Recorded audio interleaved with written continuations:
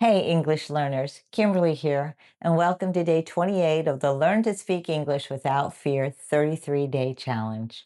Today, we're unlocking a skill that can change your life, small talk and networking in English. Because small talk is not small. Small talk is how you make friends, how you build trust, how you find opportunities, how you feel like you belong. This week, we focused on using real life English in restaurants, with solving problems with orders, with getting directions, and now with people. And for many learners, people are the hardest part, not because you don't have a personality, not because you're not interesting, but because you don't have a simple script to start, continue, and end a conversation. Today, I'll give you that script. If small talk feels awkward or networking in English makes you want to hide, tap that like button and comment in the chat. And share this with someone who wants to feel confident when socializing while they're speaking English. You walk into an event, people are laughing and talking, you smile politely, and you wait. Someone says, "Hi, how are you?" And you say, "Good," and then silence. Your brain goes blank. You don't know what to say next. You feel boring, even though you know you're not. This is what we call the awkward silence trap. And here's the truth. It's not your English level. It's that you're missing three key tools: an opener, a continuer, and a clean exit. And we're going to fix that today. See, small talk is a skill, not a talent. Small talk is not about being funny or extroverted. Small talk is about being friendly, showing interest, finding common ground. That's it. And you don't need perfect English. You need simple, repeatable phrases. Today, you'll learn a system I call the social swiftness script. And then this is where you can learn to open, build, connect, and exit from a conversation.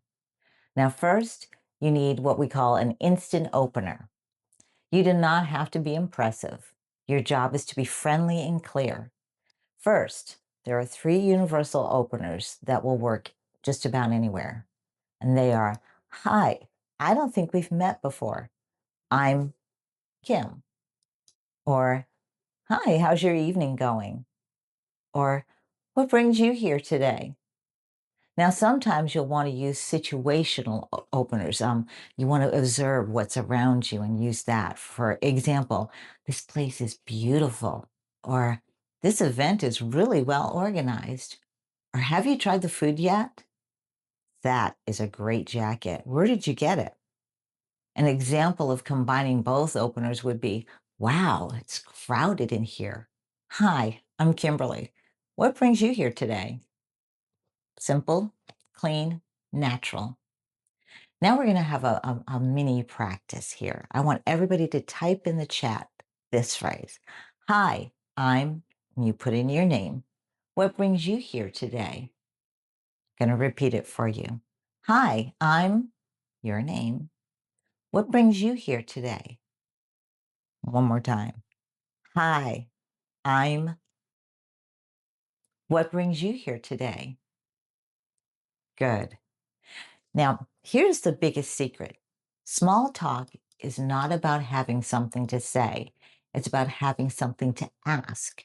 When you want to build on an opener, you would use this formula. It's called react and ask. So you would say something like, "Oh, nice," and ask a question, or "That's interesting," and ask a question. "No way," and ask a question. Now, the best follow-up questions are open-ended, like, "How did you get into that?" Or, "What did you like most about it?" Or, "How long have you been doing that?" "What's been keeping you busy lately?" "What do you do for work?" And when you're networking, that's a good one. "What do you like to do outside of work?" That's a little more personal. For example, if you're discussing work with the person you're talking to and they say, I work in marketing. You could follow up with, oh, nice. And then ask them this follow-up question. What kind of marketing do you do? Or what's the most interesting project you've worked on recently? Another example is if you've asked someone a question and they respond by saying, I just moved here. You could follow up by reacting with, welcome. And a good question would be, how are you liking it so far? Or what made you choose this city? And if your brain goes blank, just choose one of these real simple ones. Oh, that's interesting. Tell me more. Or, oh, wow. How so? Or, really? What happened? These save you every single time. The trick is to sound natural and don't try too hard. Native speakers use short connection sounds. They use these to sound natural, like, oh, nice. That makes sense. No way. I love that. Another one is good for you or good for you. Depends on how they say it. That's awesome. So, for example, you could say, oh, how nice. How did you get into that? This makes you sound warm, not robotic. Next, you need a micro story. One sentence plus one detail that tells just a little about who you are. Examples are I moved here last year and I'm still discovering new places. Or I work a lot during the week, but I love to go to coffee shops on weekends. I'm learning English seriously right now, so I'm practicing everywhere. This is charming. It invites support. Now, the next part is the graceful exit. Ending well is a skill. You want to leave a conversation without feeling awkward. Simple exit lines are, it was really nice talking to you. I'm going to go grab a drink now, but it was really nice meeting you. I've got to go say hi to a few people I see around here, but I really enjoyed chatting with you. And if you're networking, a good follow-up line would be, are you on LinkedIn? Or can I connect with you on LinkedIn? Or do you have a card, business card? That's a little more formal. For example, you might say, it was really nice talking with you. Are you on LinkedIn? I'd love to connect. Smooth, polite, confident.